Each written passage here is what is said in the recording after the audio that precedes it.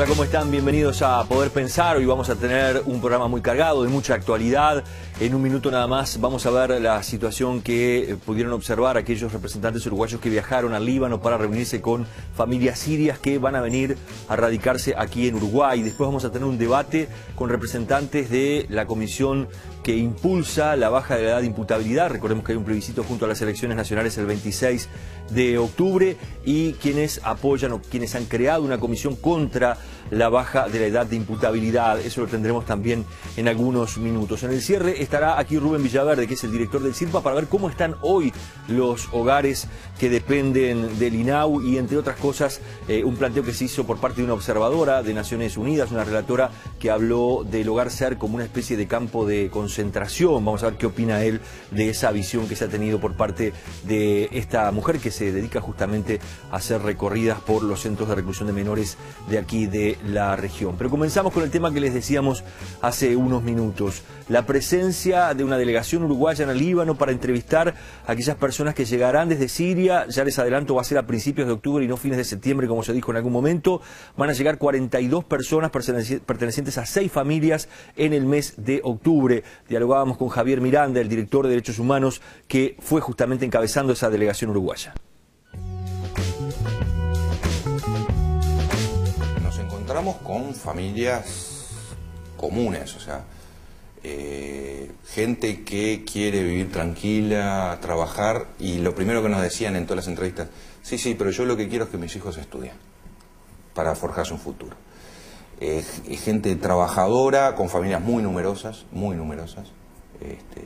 no es excepcional tener 10 hijos, 8 hijos, es algo habitual en las composiciones familiares, familias que funcionan como familias, y bueno, y que aspiran a poder insertarse en un tercer país para poder desarrollar su vida. Sin perjuicio que muchos dicen, bueno, pero voy a poder volver a mi país, ya sea volver a vivir, ojalá que sí, porque eso significa que terminó la absurda guerra en Siria, o incluso volver a visitar a los familiares. ¿Cuál fue la pregunta que más te descolocó o que más te sorprendió que te hicieran en esas entrevistas? No hubo demasiadas sorpresas en realidad. Tal vez uno venía un poco preparado, pero encontramos distintos perfiles de personas con distintas posibilidades de trabajo. En todo caso, conmueve sí un poco la imagen, ¿no? Cuando uno, sobre todo en las mujeres, cuando uno ve la edad y ve el rostro de la persona, es decir, no funciona. Realmente una mujer de 37, 38 años... gente envejecida por el sufrimiento, sí, digamos. Más de 60 años tranquilamente le darías a ese rostro. Eso sí te impacta, te golpea. Y lo otro que inevitablemente impacta son los grises, ¿no? Cuando ves a los niños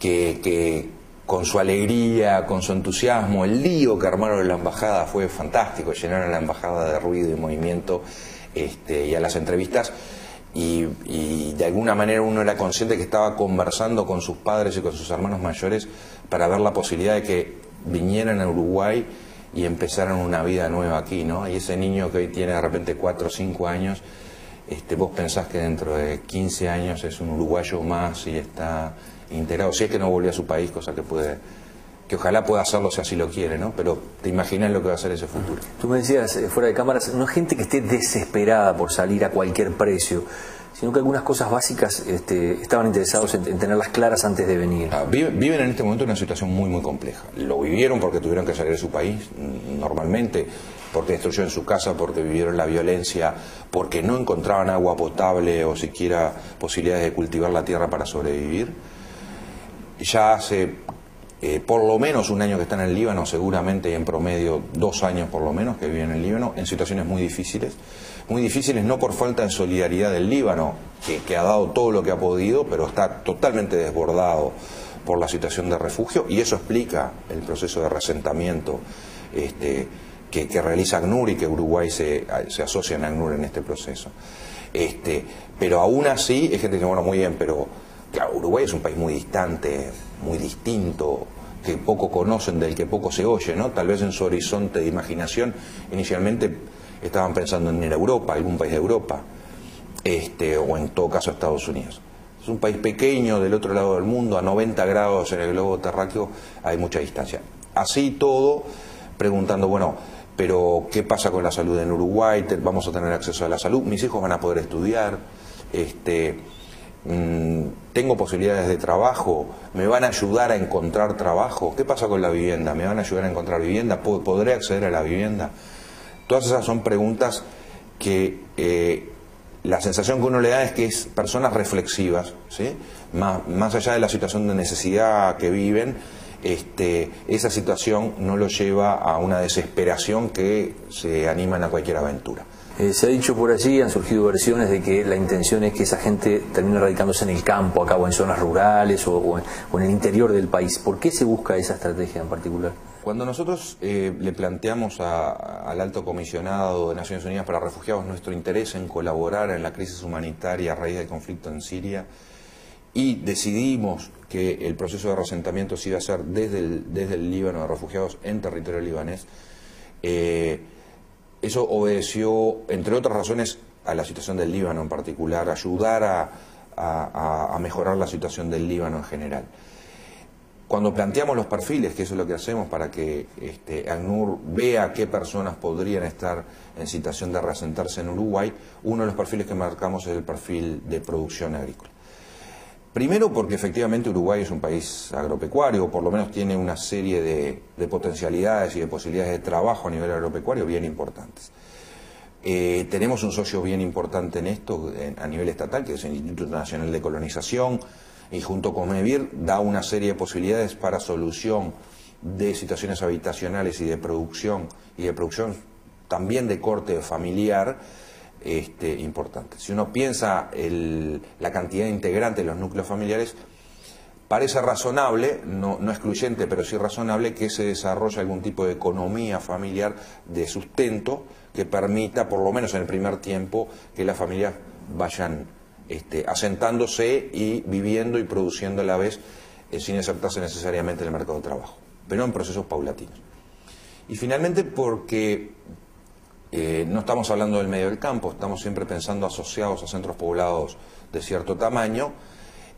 Las comunidades en el interior son en principio más acogedoras, más a escala humana de lo que puede ser una ciudad como Montevideo en general. En el interior seguimos teniendo vecinos al que le pedimos una cebadura o la taza de azúcar que nos falta. Tú decías que una de las preocupaciones de ellos es la educación de los niños. Puede ser uno de los temas más complicados, ¿no? Sobre todo por el idioma, por encontrar quienes puedan darles clases y bueno, que de alguna forma no pierdan sus raíces tampoco, ¿no? Sí, yo tengo mucha confianza en el proceso de educación. En el caso de los niños, por su enorme capacidad de adaptación, estoy convencido, y bueno, y así me lo han transmitido gente que sabe realmente la materia, que los niños tienen una enorme capacidad de asimilación de nuevos idiomas, y en la medida en que se insertan en los juegos y en el estudio, eso facilita. Pero sin duda el idioma es absolutamente distinto, es absolutamente incomprensible para nosotros por lo menos, y ahí hay una barrera. Desarrollamos una estrategia de acercamiento al idioma y apostamos fuertemente a que la propia integración vaya limando las fronteras que genera el idioma. Seguramente con los adultos sea más difícil y tal vez con los adolescentes el grado de dificultad también no sea menor. ¿A los niños se piensa enviarlos, por ejemplo, a escuelas públicas, sí. que ingresen al proceso? Sí, la red de educación uruguaya es una red muy sólida, muy fuerte. Nuestra enseñanza pública está extendida en todo el país, tanto a nivel de preescolar como escolar y secundario, incluso con las escuelas técnicas. Y además eso le transmitimos a estas personas. Bueno, miren, la educación en Uruguay es laica, es gratuita y también es obligatoria. Realmente mucha gente se pregunta cuál es el costo para el Estado uruguayo hacer esta movida, o sea, cuánto va a invertir, cuánto es el dinero que se va a poner. Bueno, por eso, pero costo enorme. El costo de esfuerzo, el costo de dedicar horas, dedicar esfuerzos es grande, sin duda, y vale la pena. Pero cuando se pregunta el costo, se pregunta cuánto cuesta en pesos esto. Y ahí hay un cálculo bastante utilitarista. ¿Cuánto cuesta la vida? ¿Cuánto le puede costar a cada uno de nosotros la vida de Nasif, que hoy está en un asentamiento irregular en La Beca, en el Valle de La Beca, porque explotó su casa en Alepo y no puede volver? ¿Cuánto cuesta la vida de Nasif? ¿Cuánto nos cuesta a cada uruguayo? ¿Cuánto cuesta? ¿Cuánto vale nuestro boleto de solidaridad para despejar la ecuación puramente económica, pero para no eludirla. Esto le cuesta una bolsa de leche a cada uruguayo. Hemos estado recorriendo distintos puntos del país, conversando con comunidades o con personas para ver qué posibilidades de inserción hay. Efectivamente hablamos en Juan Lacase, en realidad fue una iniciativa de algunas de las personas de Juan Lacase que se acercaron a decir: nosotros estamos dispuestos a dar una mano solidaria, creemos que Juan Lacase tiene condiciones para acoger algunas familias reasentadas. Y bueno, así estuvimos conversando. Se habló de Rincón del Bonete, efectivamente en su momento hablamos, ya hace muchos meses, con UTE, porque sabíamos que había viviendas, de las viejas viviendas de la represa, que podrían estar en condiciones de reacondicionarse y ver la posibilidad de alojar allí familias. Hemos hablado con otras comunidades que no han trascendido, buscando siempre esas posibilidades. Eso se trata de ver qué oportunidades de trabajo hay en el lugar y ver qué oportunidades de vivienda. Yo diría que esas son las dos variables centrales. Uruguay lo que hace es un gesto fuerte de decirle al ACNUR y en consecuencia a la comunidad internacional: nosotros estamos dispuestos a tender nuestra mano solidaria. De la misma manera que nosotros fuimos exiliados y nos acogieron en Suecia, en España, en Venezuela, en México, en Francia, ¿no?, y tantos otros países durante las dictaduras cuando fuimos expulsados, Uruguay devuelve también gestos solidarios, extiende la mano solidaria ante la crisis humanitaria. Eso también tiene una dimensión de búsqueda de efecto contagio, y eso explica por qué el embajador de buena voluntad de ACNUR, Osvaldo Laport, también acompaña este proceso como uruguayo, como lacasino y como personalidad de la región, buscando el efecto contagio en la región. Justo es decir que otros países han tenido programas de refugio y reasentamiento enormes. Brasil, sin duda, con un número importantísimo de sirios y sirio-libaneses refugiados en territorio o migrados a territorio brasileño, un programa de acogimiento de población palestina, particularmente en Río Grande del Sur, formidable. Chile en su momento también tuvo un programa muy importante de refugio y de reasentamiento de palestinos desplazados por el conflicto en la región. En fin, no somos los únicos. En este caso sí somos los únicos que se acercan al ACNUR y dicen: y nosotros somos los que llevamos adelante este proceso y estamos dispuestos a tender la mano solidaria. Y buscamos de alguna manera contagiar, buscamos el efecto contagio. Yo creo que vamos avanzando. Para cerrar este primer capítulo del programa, vamos a conocer ahora a Hussein Alali, que es un ciudadano sirio, un hombre joven que está hoy radicado en Uruguay, pero su familia quedó en Siria, y cuenta, bueno, justamente cuál es la situación que se está viviendo allí. Él va a trabajar como traductor de estas familias sirias que lleguen al Uruguay. Lo vemos. En mi familia, ellos ahora viviendo en Alepo, en Siria, en Alepo, el parte de Alepo. Bueno, todos los lados en Siria es muy mal la situación. Todo, hay guerra, todo es muy horrible. Pero mi familia, ellos no pueden viajar a Turquía porque este es otro idioma. Nosotros solo sabemos que inglés, árabe, francés.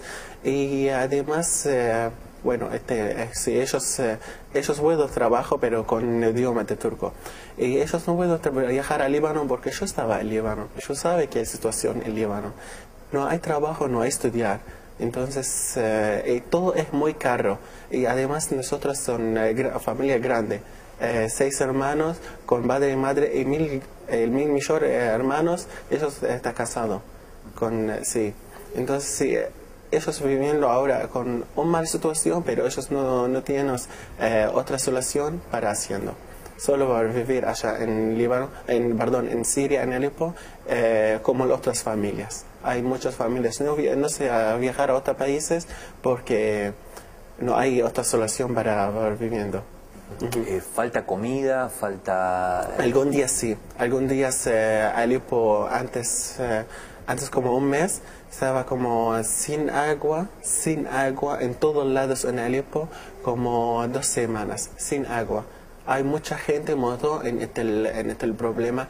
Hay mucha gente que no sabe qué pasa allá en Alepo porque no hay alguna persona entrar a Alepo por ejemplo, para hacer una noticia de Alepo. Pero porque mi familia está allá, tengo amigos allá, ellos dicen como personalmente, directamente, yo con ellos. Ellos dijo, en todos lados en Alepo no hay.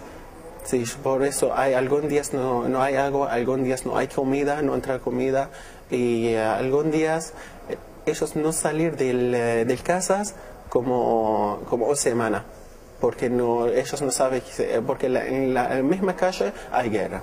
No se puede salir a la calle. No. Como una semana, más una semana, no sé si algún día esto es la situación allá.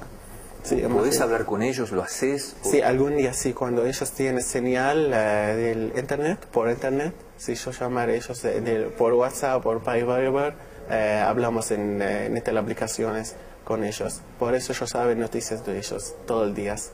Eso te debe generar mucha angustia a vos, mucho dolor a vos. Claro, sí. Estaba mi madre muy triste de cuando yo estaba en Líbano, porque ella decía, no volver a Siria porque es muy mal situación y vos solo, no sé, hacer algo para vivir, pero salir, no en Siria, no entrar a Siria, otros países. Y cuando yo llego a volver acá a Uruguay otra vez, ella en este momento muy contenta, muy contenta. Y todo el día yo hablo con ella como qué yo haciendo acá, donde yo trabajo y como la gente que ellos ayudan, todos la gente acá, ella muy contenta. Sí. ¿Cómo ves la situación de los refugiados que van a venir acá? Sí. ¿Te parece que se pueden adaptar rápidamente? ¿Cómo? Sí, yo imagino esto, seguramente que ellos ahora ellos muy contentos y además ellos van a vivir muy rápido como la gente, porque no hay mucha diferencia. Solo por ejemplo de idioma, este no es problema, porque el idioma como aprender más rápido, ellos van a aprender más rápido para trabajo, porque ellos tienen ahora trabajo acá, ellos van a continuar la educación, para continuar vida tan normal, ¿entendés? Por eso ellos yo sentir yo seguro como ellos muy contentos ahora. Les recuerdo entonces, el primer grupo de ciudadanos sirios va a llegar a principios de octubre, van a ser 42 personas de 6 familias y se espera que el año que viene, en febrero, se estima llegará otro grupo de 80 personas. La mayoría de ellos va a terminar radicados en pequeñas localidades en el interior del país. Nos vamos a ir a la pausa, después vamos a escuchar 2 opiniones. Recordemos que junto a las elecciones nacionales del 26 de octubre vamos a tener que definir los uruguayos sobre si queremos o no reformar la Constitución. Uno de los puntos fuertes de esa reforma es la baja de la edad de imputabilidad. Vamos a recibir las 2 opiniones que hay hoy sobre la mesa a la hora de la definición. Ya regresamos.